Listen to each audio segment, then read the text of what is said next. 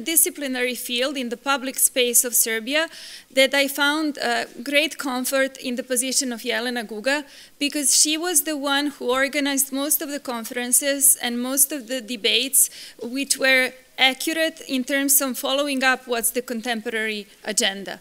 So I'm really grateful and honored to have a possibility to introduce her now. Jelena Guga is a theorist of new media, art and culture, currently working as a research fellow and coordinator of the Digital Society Lab at the Institute of Philosophy and Social Theory at the University of Belgrade.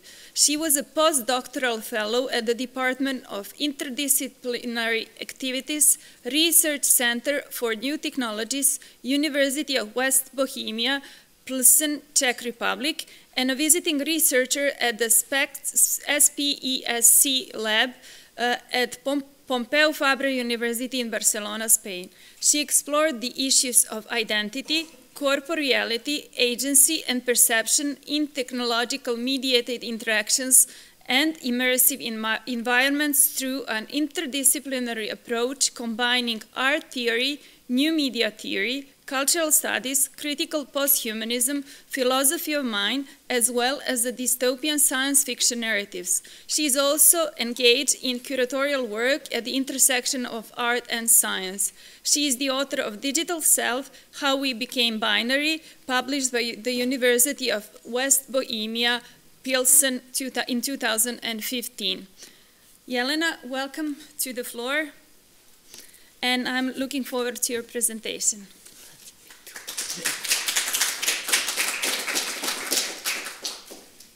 Thank you, Maya, for this wonderful introduction, and big thanks to the organizers for inviting me and having me here today.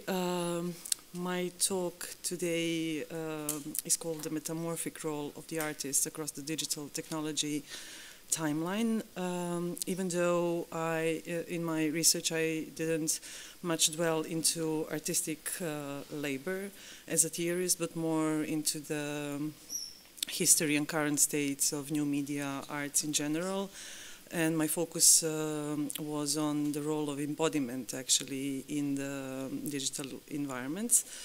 But for the purposes of this gathering, this event, I will try to show how the role of artists has changed with the emerging technologies in the last couple of decades. My talk will have a couple of sections. I will start with the emerging technologies and the role of the artists, where I will actually present a research that I co-authored with two of my brilliant colleagues. Then I will give a historical overview of new media art, but also also what in parallel happened, not only how new media art developed and which forms of new media art developed, but also what happened in parallel with the appearance of Web 2.0 and on the theoretical part, the emergence of media theory, posthumanism, and so on. And then finally, I will turn to AI and art, and I like to put it like this on purpose, because AI art and AI in art and in the relation to art are in my opinion, two different things. And in the end, I just threw some concluding remarks, because we cannot make conclusions, especially when it comes to AI, because it's so new, so fresh, and we don't know what hit us. Not yet. Yeah, so let's start with the presentation of the work that I did with my colleagues. Yeah. So we published an article called Divine Genius, Subversive Hero or Creative Entrepreneur, exploring various facets of the artist as a mythical figure. And we published it in the Journal of the Institute of Ethnography of Academy of Sciences and Arts in Serbia. What is specific about this research is that it is highly interdisciplinary. with Vera Mevorach and myself being theorists of art, and Vera is also an artist, and Chadomir Markov, our colleague, he's an empiricist. So the specific of this work is that we actually conducted a small study on a small sample of artists and conducted interviews with them. So this kind of adds to the debate on the role of the artist. So first, we through the literature research, we identified key tropes, key mythical tropes of what is an artist, what defines an artist. So what appeared through the literature, and we looked mostly into the history of Western art. So these tropes were genius, individuality, autonomy, heroism, child prodigy, melancholy, subversiveness, and fame. However, in the last, let's say, 2 or 3 decades, new tropes appeared, which are those of social responsibility and entrepreneurship, where artist is not merely an artist, characterized by the tropes 1 to 8, but also they're forced to take on multiple roles, not only in art production, but we will see later what other roles an artist and burdens artists have to deal with. So to address the last 2 new tropes which appeared in contemporary or post-digital society, by the post-digital society we refer to the age where digital is no longer new or separated from the physical reality, like it was with Web 1.0, where it was completely like what happens in virtual reality was more kind of a fantasy, playing with identities, but where digital technologies basically, as Sherry Turkle says, become the architects of our intimacies, and they are applied in all daily life and our professions, and we no longer invent new identities. We are who we are, both in digital and physical space. So basically, the post-digital is where these two create reality. So there's no need for the prefix digital or virtual or whatever.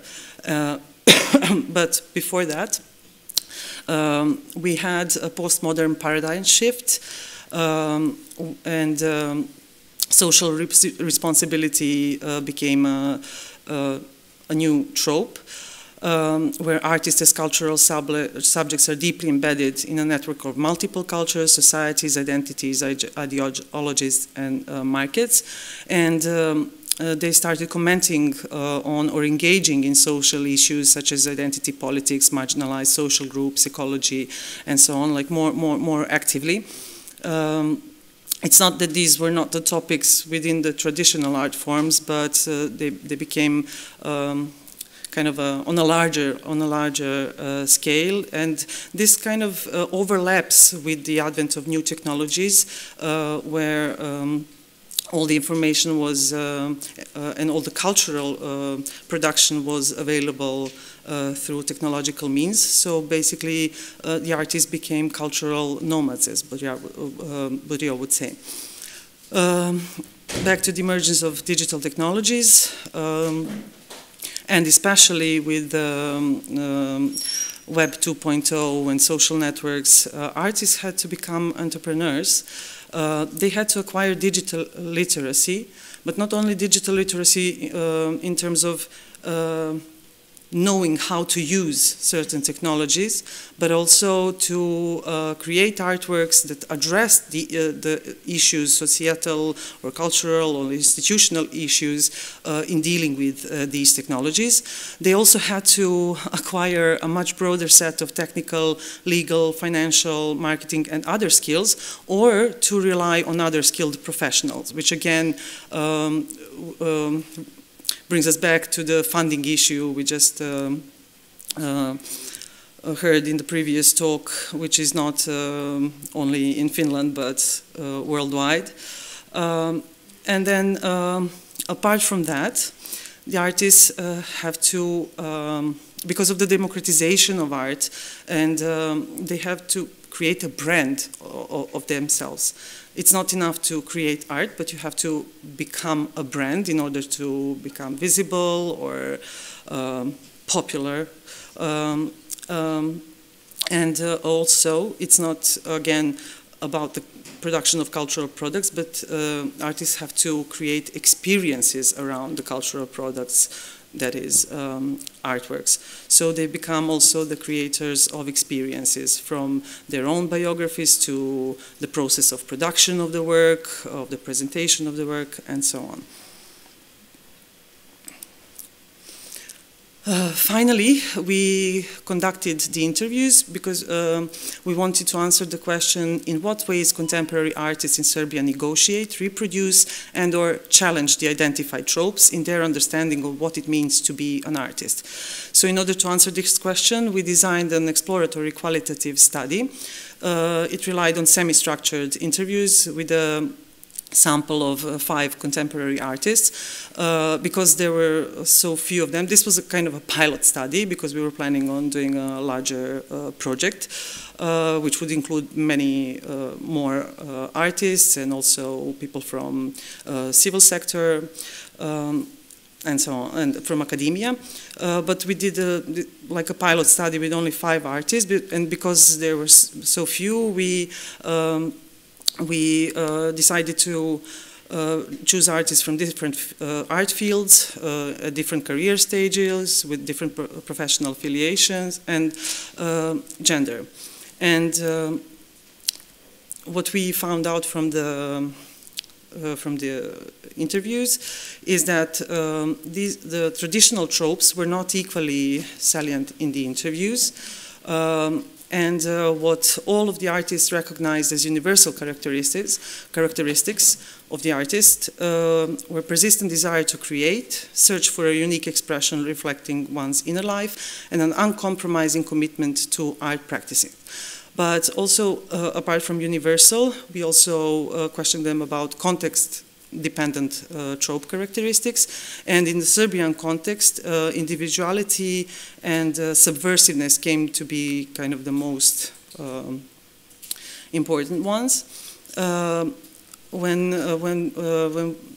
they talked about digital technologies, whether they embrace them or strongly oppose them, they recognize that there's a lack of courses teaching entrepreneurial skills, and that's a significant shortcoming of Serbian educational art institutions, because they don't keep up with the time and they don't prepare the artists for real life after graduation.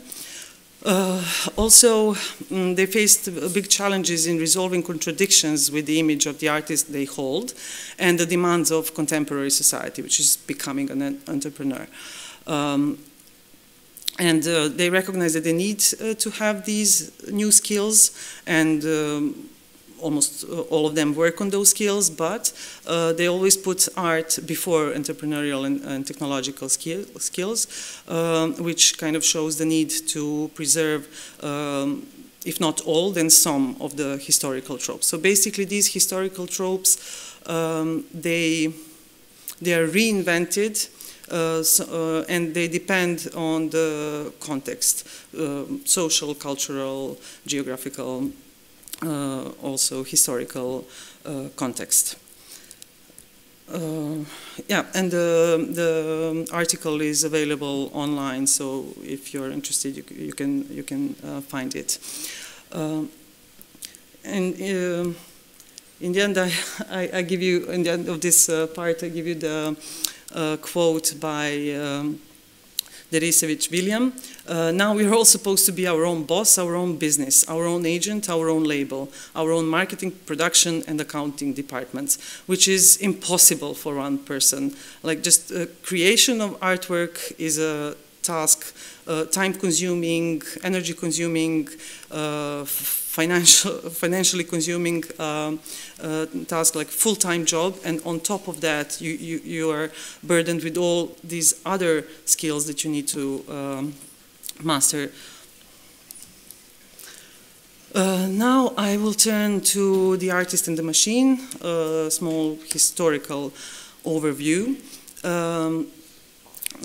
New media art has a long history, starting from the 50s, 60s, with the first computer, then personal computers, then the internet, and now, first it was not considered art at all. It was just experiments by artists, engineers. It only would appear in certain festivals or very experimental exhibitions. It was not institutionalized, in other words. So some literature on the history of new media art or digital art. From Technological to Virtual Art by Frank Popper, Oliver Grau's famous Virtual Art from Illusion to Immersion, also Christiane Paul's Digital Art, and myself, I turned my PhD thesis called Body and Identity in Digital Space into a monograph called Digital Self, How We Became Binary, where I also, although I focus on the embodiment, and I also look into the history of media technology and of media art.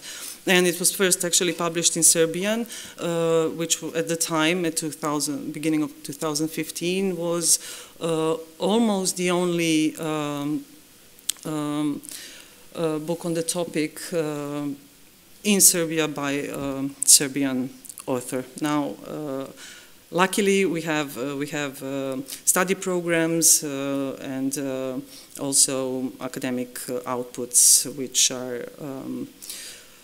which deal with the topic of new technologies, society, and arts. So I'll go through a brief history, not to give you a lesson in the history of new media arts, but just to see that when I come to the end, and the point I want to make is that when I come to the discussion on AI, that this is not new, and with each technology that appears, artists would use it for the sake of experimenting with it, or for the sake of pointing to some issues and challenges and potential futures of the use of technology, sometimes in a very witty way, sometimes in sarcastic ways, and sometimes in a very critical approach. So we see the beginnings in the 60s and the 70s, then later with portable video cameras, of course, we had video art and experiments with videos. And from the 90s and early 2000, I think this period was actually the explosion of new media art, and it's a crucial period because traditional art institutions started acknowledging new media art as an art form that should be institutionalized.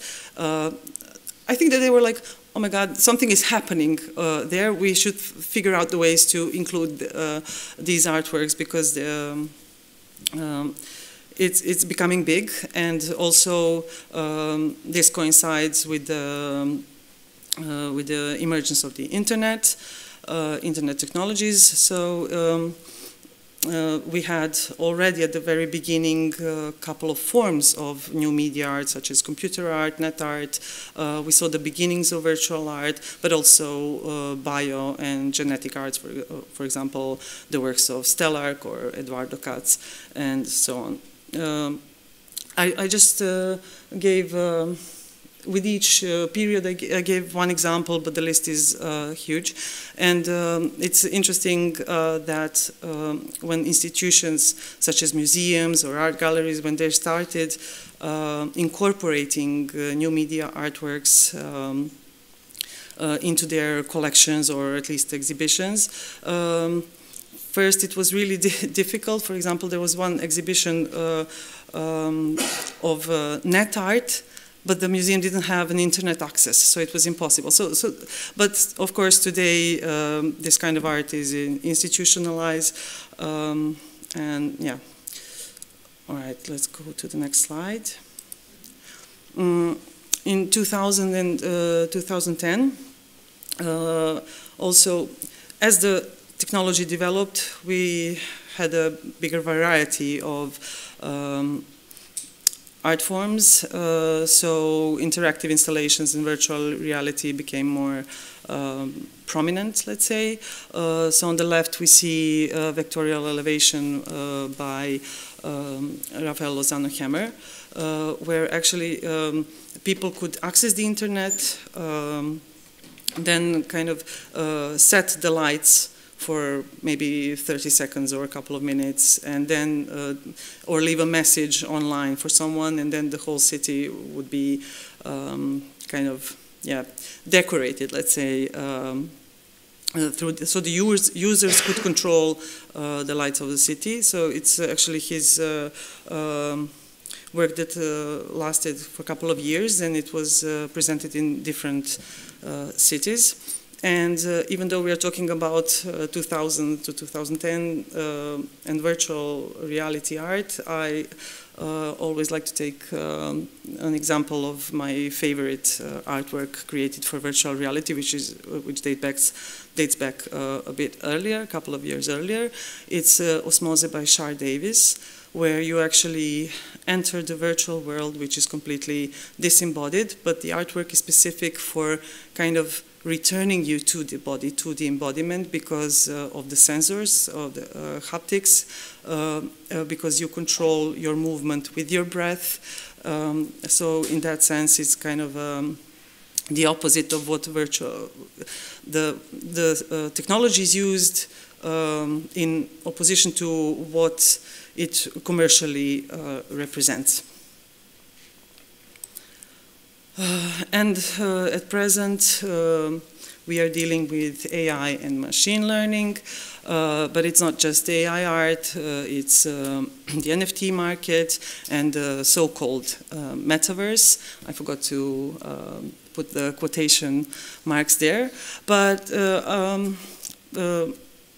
with this new technology, the thing is why AI art gained so much hype and also so much fear and also so much media attention is because the whole history of new media art already paved the way for AI to enter all the art institutions, art galleries, art sales,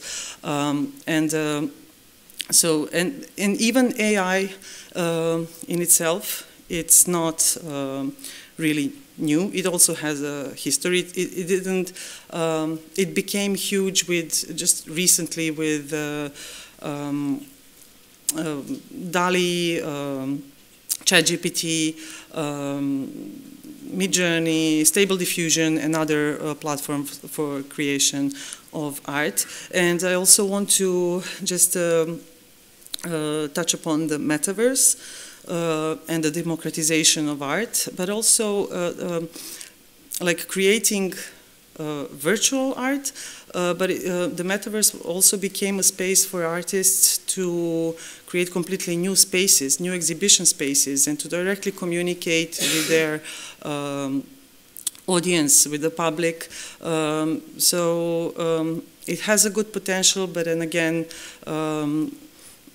it has issues of lack of interoperability as a system in itself, because you have different metaverse spaces which are not interconnected, and then you can't move digital objects from one space to another. Okay, and almost the final part, AI and art. Like, what is AI art? It's a good question. It's an art that uses AI technologies such as neural networks and so on to create work out. AI is trained on data that is fed into the software, and then it's basically a statistical machine that gives an output based on the data it was fed. Some argue that AI is only a tool in artistic creation, but others are really concerned about the challenges it poses to traditional artistry. But again, if you look at the history of media technologies, of media arts, each technology, from even before the digital technologies, we can go back to photography and to the discovery of perspective, like far back into the history, and we will see that each technology challenged the existing forms of art. So I don't see that it's different now. It's more complex, it's more sophisticated, but it's again the same. When we talk about public perception and recognition, AI art is already recognized as art thanks to the media and thanks to, as I mentioned, to the already paved way into the art institutions. Another thing that we need to consider when discussing AI art is ethics on the use of AI. And ethical questions are usually those of originality, authorship, plagiarism, and so on. And I will not dwell too much on this topic because our next speaker will talk about it more. And then there is, of course, the evolution of AI art discourse that, yeah, I will leave that for one of the next slides. But also AI art has its history as one form of new media art, dating back in the early 50s and 60s, when engineers and artists started creating some basic plain geometrical forms with computers. Then we had the emergence of computer art and also generative art. Again, in the 90s, with the use of algorithms, there was this algorithmic art evolution. And from early 2000s, machine learning, GANs marked basically the AI art beginnings, AI art as we know it today. And in the last decade, we see a huge rise of AI-driven artworks. And at present, I would argue that AI is still only a creative tool. Although a disruptive technology, nonetheless, but a creative tool when it comes to art production. So, AI regulation is already underway. I myself was a member of a working group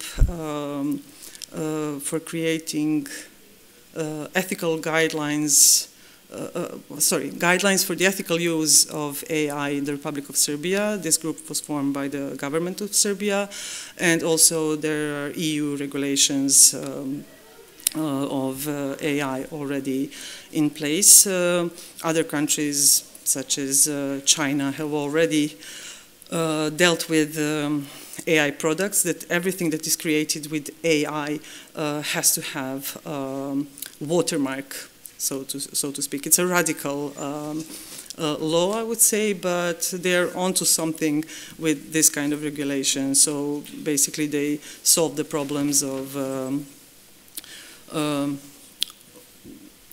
originality and basically plagiarism and authenticity. When we talk about AI technologies, we first, it is important to have AI literacy, or media literacy, or digital literacy, call it what you want, to demystify the technology, to see what it is, what it does, and what I find important for the artistic process is the importance of the data fed to it, because if the data are good, then the outcome should also be good. But if the data are biased, or there's a small sample of data, then the outcome is questionable.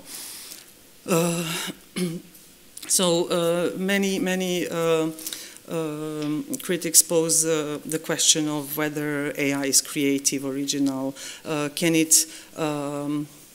Can it experience or understand what it means to create, what is original, and does it have?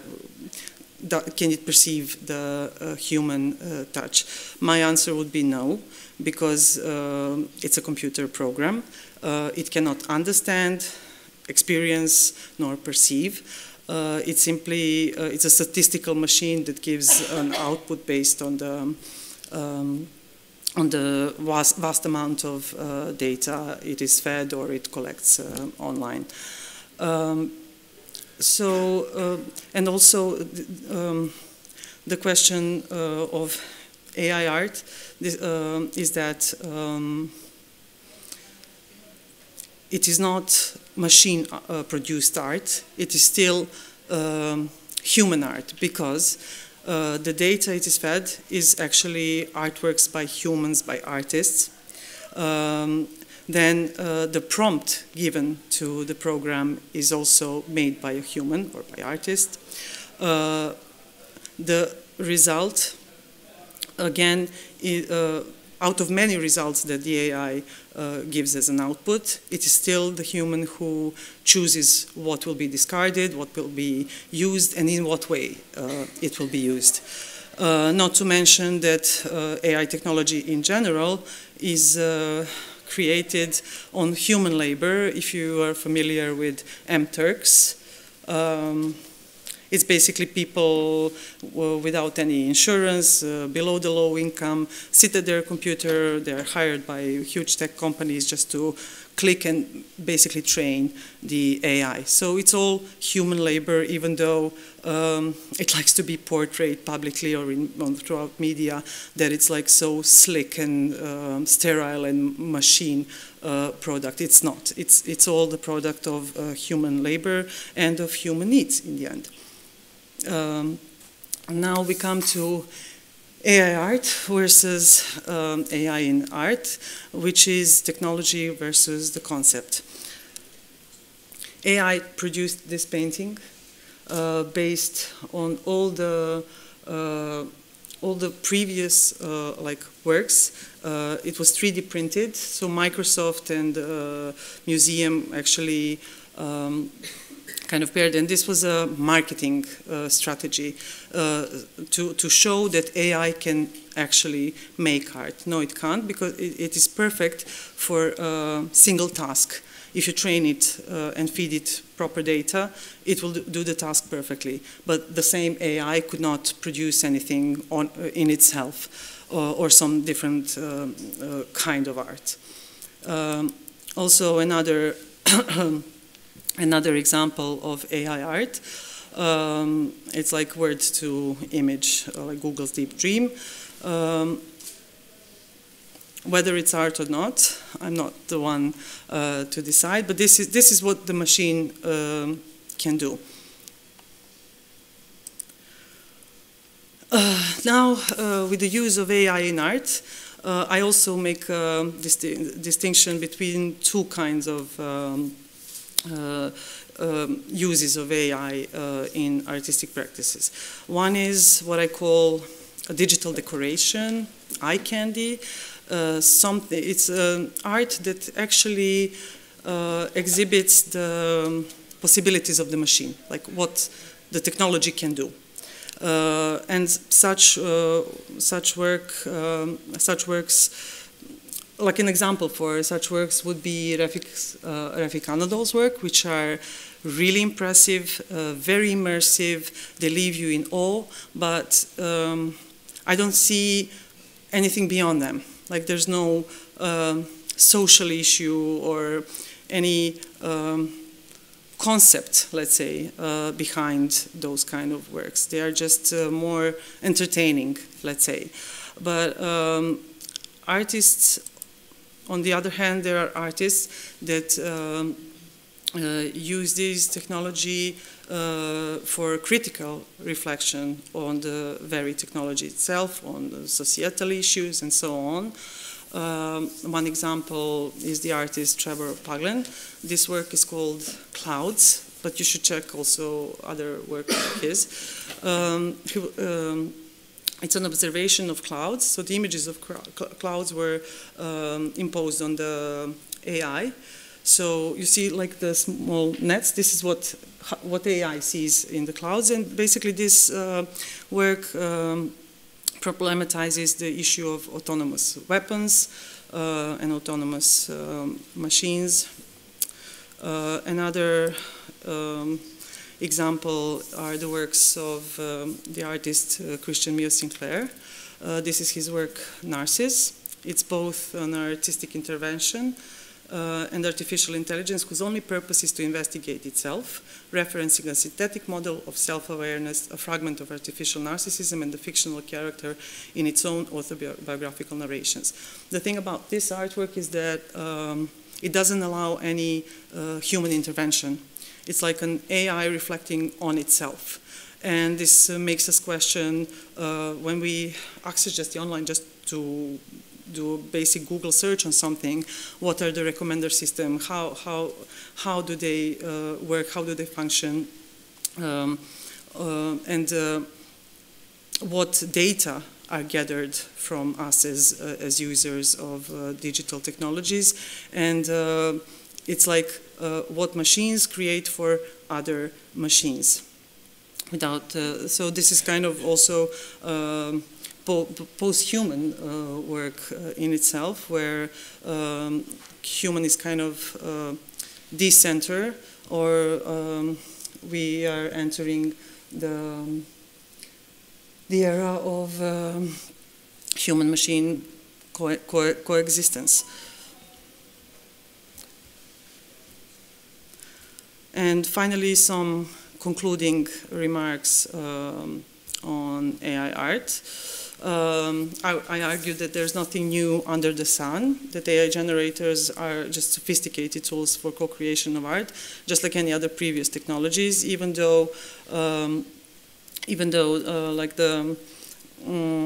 there are theories that this is the beginning of artificial general intelligence and so on. I wouldn't go that far, because if you just sit down and talk to a computer engineer, he or she will find it ridiculous at the moment, because this is just the beginning, and we have no idea where the use of AI in artistic practice will go and how it will redefine the role of the artist. But I'm really curious to see, because when I look into the history of new media art, in the beginnings it was discarded as just some experiment, and now it's institutionalized form of art, with some fantastic examples aside from those that I've shown. AI art is a human endeavor based on human artistic labor. It's what I said, like, regardless of technology being used, it's still a product of human labor. I will go to the point now of the AI regulation and legislation. It is slow but underway, because big problem emerged because the companies who trained AI illegally, let's say, used the artworks without the artist's permission, without remuneration, without the copyright or anything. They just use it. But now, I just recently, a couple of days ago, I read an article that Stable Diffusion is now trying to find a way and solutions to first to have the consent of the artists to include their artworks in the data sets. And also, if they give a consent, then whenever their artwork is used or produced, or an artwork is produced which is kind of similar to their style, they will be reimbursed. It's not clear how they will do it, but at least it's a first step towards regulating the use of AI art for creative purposes. To be creative, an idea of an artifact needs to be new, surprising, and valuable. And this is exactly, it can refer to an artifact, but it can also refer to art in itself, because regardless of which technology you use, and I'm referring now to the digital decoration, which is not only the case of using AI technologies, but previous technologies as well. It's about the concept, it's about the social context, it's about what the artwork addresses, and whether it, from the most basic point, like whether it moves you, whether it affects some social changes, and so on and so forth. And what is typical of AI, why we should not fear so much, is that, as Lev Manovic recently said in a talk on artificial aesthetics that he gave, the results are mediocre, repetitive, commonplace, and general. This is also true for text softwares like ChatGPT. AI privileges the popular over that which is rare and unique, and we need to think how we can direct these tools to give more than something common or average. I think that all of you have tried ChatGPT, for example, by now.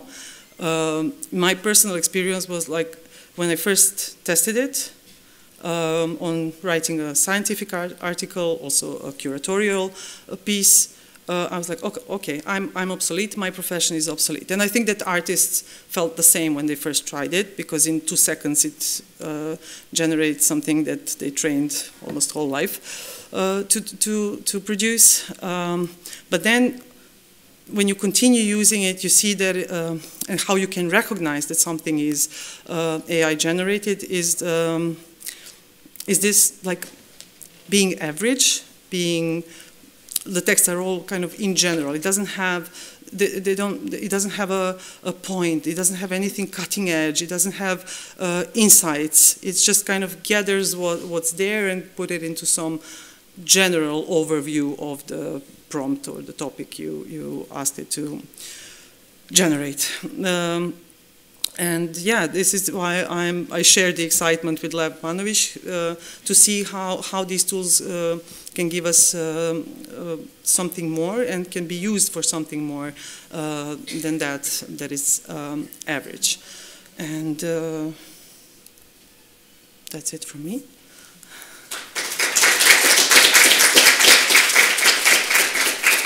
This was really inspiring. We have very few moments for a question, so I would suggest maybe one question that we received online and one short from the audience. I hope both will be short, unfortunately. Well, there was one more as a comment, very interesting from Milica. It just disappeared now. Can you raise your hand if you have a question.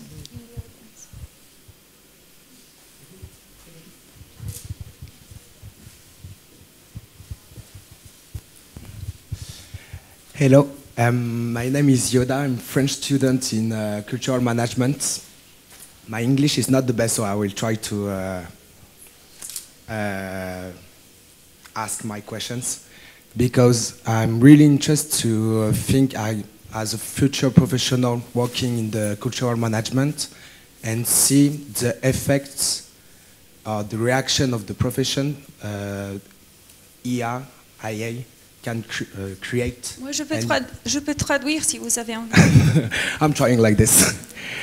And you said actually we didn't think about effects in short terms, but I would like to ask a little bit more about this subject, because I just have one example, small example of friends. They are working in music, independent music, and for example, they use Midjourney to create graphism, and now they don't need, for example, graphists, professional graphists. They can do by their own, thanks to the tool of AI. So I ask myself if you see during your research, or if it's possible to find other examples of future changement of the professional area thanks to this tool or not. Yeah, it's not tool only for images, it's also for design, for video and sound generation, special effect generation. So basically the cultural sector is hit the strongest. So the cultural sector is the one who took the first blow, but I think that now it's like still wild, wild west, because the technology has been used and is open access for only a year now. And I hope that regulations will, normally those regulations and legislations are too slow, but eventually they will be put in place, at least to some degree, to protect the intellectual properties of the artists. And I will give you one example of the use of AI technologies to create an art exhibition. Actually, for the purposes of scientific conference, Emerge, we created a DALI exhibition, DALI-generated exhibition, and the prompts were the titles of scientific papers presented at the conference. And we have two people working on that exhibition. One was a trained artist, the other one wasn't. We're just not just, but the scientific researchers with no training in arts whatsoever. Without a doubt, you could tell which one was, which artwork was selected by the trained artist and which one was by my fellow scientists. So you will still need, I think that it will change the process of work, of the creative work, but in the end you will still need artists, designers and other professionals in the cultural field to kind of to curate basically the content that AI generates. Does that answer your question? Okay. I think it's a deep question. So yeah, I mean, so many issues are now raised, and so many things, and like the whole professions are at stake. But I think that it's just that some things will change and some things never will. Yeah, to quote the Morpheus from The Matrix, I'm sorry, but like science fiction is also, as Maya mentioned, used in my research as a theoretical framework. So that's why, yeah, hence the quote. Yeah, I would say that if we are looking for quality, maybe the process of selection and labeling will still belong to the humans for a little bit more time. But Temo, you have a question, and maybe after this we can conclude. Yeah. I try to answer your question. That for me it's obvious that it will go like this, that soon a publishing company or literary editor can make the prompt that, okay, write a novel, like write a Margaret Atwood novel in the style of Samuel Beckett. And then the AI will deliver 20 scripts, and then the editor, human editor, will choose if one of these is worth anything and this kind of artworks will be created, and then the human component to some extent will change from current situation, because the human expert who is choosing or modifying what the AI created, to some extent we can think that, okay, it's an editor or curator, or to some extent we can say that, well, that's an artist with a somewhat new task. This will automatically happen, and to some extent has already happened. And then the question is the authorship, who has the copyright to this, and who gets to make money with this, and that's a separate question. And in that part, I think we'll see how it plays out. If it goes all wrong from our viewpoint, then human artists will get nothing. The one who is best at using AI will get everything. Or the other option is that we get some kind of, let's say, artificial intelligence taxation that gets something from all artistic use of AI, and then this money gathered will be delivered to artists or humans who generate the raw material or inspiration for AI. Yeah, interestingly that you mentioned Margaret Atwood. Last week I read an article by Margaret Atwood where she actually got engaged with AI and gave it a prompt to write a poem on a certain topic, which she analyzed, and then another prompt was write a short story in Margaret Atwood style. And then Margaret Atwood dissected that short story and showed so many flaws of the AI. She showed that it doesn't differentiate between her children's fiction and fiction for adults, yeah, and from punctuation. Like, she went to every tiny detail, and in the end concluded, like, you can sleep well, young artist, because it's still far from what we imagine thanks to the media or to science fiction, Hollywood science fiction. I mean, it's far from that. So she doesn't, at least it's just her case, she doesn't feel threatened yet by the AI. Yeah. Maybe next week she'll be... Yeah. At the pace this is going, yeah, maybe.